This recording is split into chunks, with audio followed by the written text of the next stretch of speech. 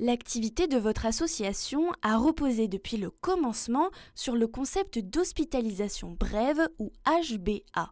Quelles en sont les indications, comment se présentent-elles et que peut-on en attendre? 3 questions en une. Nos HBA exigent seulement l'immobilisation de 5 jours ouvrables.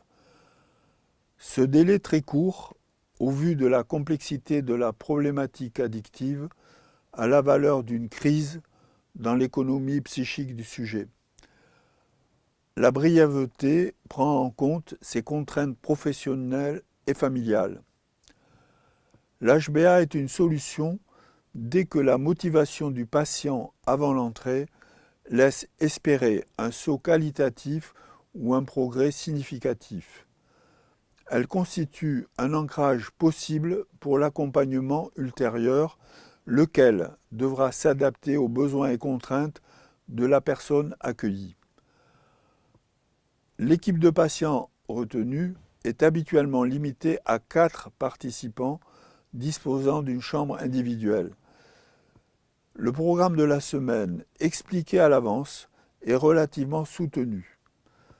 Il autorise des moments de solitude et de partage qui laisseront souvent des traces amicales après le séjour. Existe-t-il des contre-indications à l'HBA? Le sujet doit avoir pris la mesure de ses autres addictions chimiques.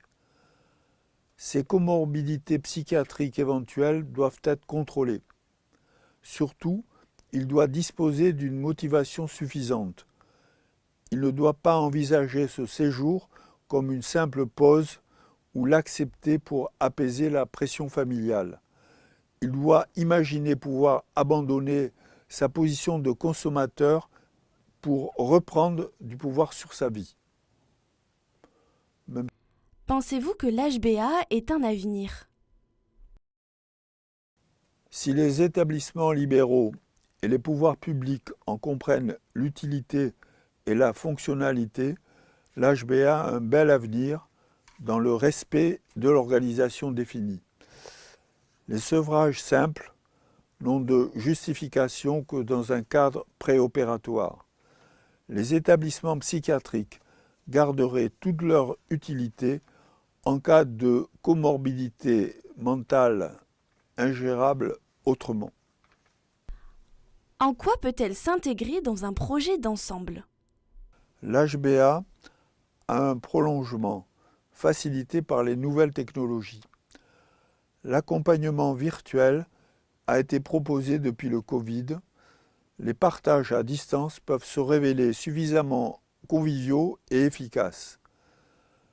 L'HBA peut compléter et moduler de façon heureuse la palette des aides apportées aussi bien par les établissements de santé libéraux que publics ou par des centres pluridisciplinaires. L'HBA est un temps fort, un moment où la personne se retire de ses activités et contraintes habituelles pour donner consistance à un projet d'accompagnement. Il est commode que les établissements qui les permettent disposent également de la logistique de l'accompagnement, les consultations appropriées, les séances de groupe et les ateliers. La formation de futurs soignants et alcoologues pourrait être assurée par des conventions adéquates. Tout est une question de volonté politique. Veut-on ou non apporter des solutions opérationnelles donnant les meilleures chances aux patients disposant de ressources intellectuelles et sensibles en dépit de leurs addictions?